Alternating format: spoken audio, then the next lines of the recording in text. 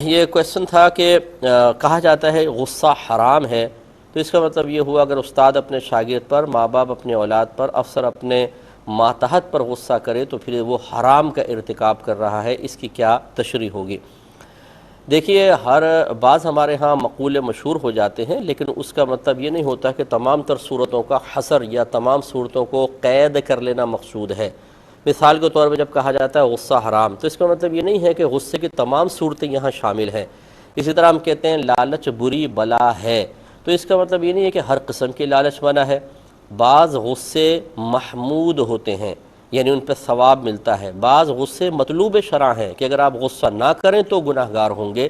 اسی طرح بعض لالچ بہت اچھی ہوتی ہیں، جیسے نیکیوں کا لالچ ہے، اللہ کی بارگاہ میں مقبول ہونے کا لالچ، اور حرص اس کو عربک میں کہہ دیتے ہیں، یہ کوئی بری چیز نہیں ہے۔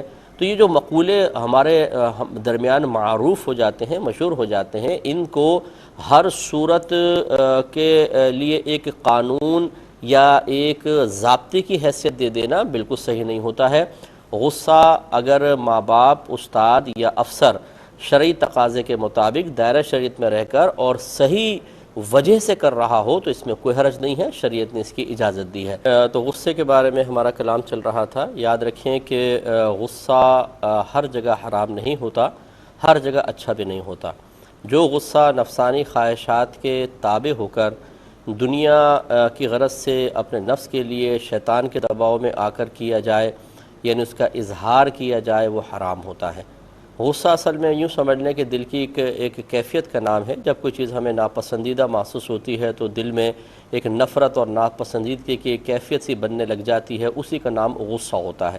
اب غصہ آنا یہ برا نہیں ہوتا، اس کا اظہار برا ہو سکتا ہے، کیونکہ غصہ آنا یا غصہ قلب میں پیدا ہونا یہ غیر اختیاری امر ہے، اور اللہ تبارک و تعالی نے غیر اختیاری امر پر انسان کی گرفت نہیں فرمائی ہے۔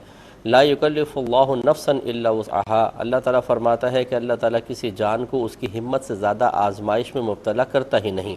تو غصہ آنا برا نہیں ہوتا، لیکن اس کا اظہار پھر اچھا یا برا ہو سکتا ہے، کہ اور اظہار ہوتا ہے آنکھ کے ذریعے یا زبان کے ذریعے یا ہاتھ کے ذریعے یا پیر کے ذریعے، گھور کر دیکھا، برا بھلا کہہ دیا، ہاتھ سے مار دیا، پیر سے مار دیا، یہ غصے کا اظہار ہے۔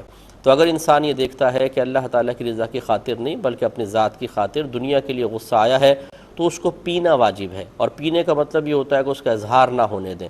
اور اگر غصہ اللہ تبارک و تعالیٰ کی رضا کی خاطر آیا ہے، مثال کے طور پہ کوئی اللہ کے حق میں کوتاہی کر رہا ہے، نافرمانی کر رہا ہے، عبادات ترک کر رہا ہے، گناہ کر رہا ہے، برا فعل کر رہا ہے، اس وجہ سے قلب میں غصہ پیدا ہوا ہے، تو یہ اللہ کی رضا کی خاطر ہے، اور یہ نبیوں کے لیے، نبیوں کی خدمت میں ایسا غصہ حاضر ہوا ہے، انہوں نے اس کا اظہار بھی کیا ہے۔ ایسا غصہ پیدا ہونا بھی بہت اچھا ہے، اور اس کا اظہار کرنا حکمت کے ساتھ یہ بھی بہت اچھا ہے۔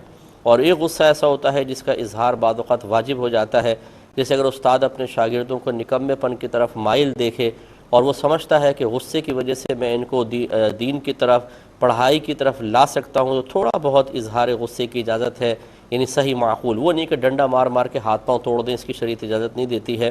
اسی طرح ماں باپ اگر جلال کا اظہار نہ کریں، جہاں پر کرنا چاہیے تو گناہ گار ہوں گے۔ یوں ہی ایک پیر اپنے مریدین پہ نہ کرے، افسر اپنے ماتحت پہ نہ کرے، شوہر اپنی بیوی پہ نہ کرے تو یہ گناہ گار ہوگا۔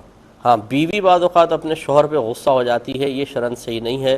عورت کو اللہ تعالیٰ نے محکومہ بنایا ہے، اگر شوہر کی کوئی بات ناگوار گزرے، وہ نافرمانی کر رہا ہے تو یہ کہہ ضرور سکتی ہے، لیکن لہجہ نرم ہونا چاہیے، دلیل کے ساتھ، اچھے انداز سے، پیار محبت سے، موقع محل کی نزاکت کو دیکھ کے کہے تو اس میں کوئی حرج نہیں۔ ہاں، اگر صرف اس کے دل میں غصہ پیدا ہو رہا ہے، وہ اظہار نہیں کر رہی، تو اس میں یہ بھی بری ذمہ ہے۔ امید ہے کہ اس تفصیل سے آپ غصے کے بارے میں اجمالاً کچھ باتیں سمجھ گئے ہوں گے۔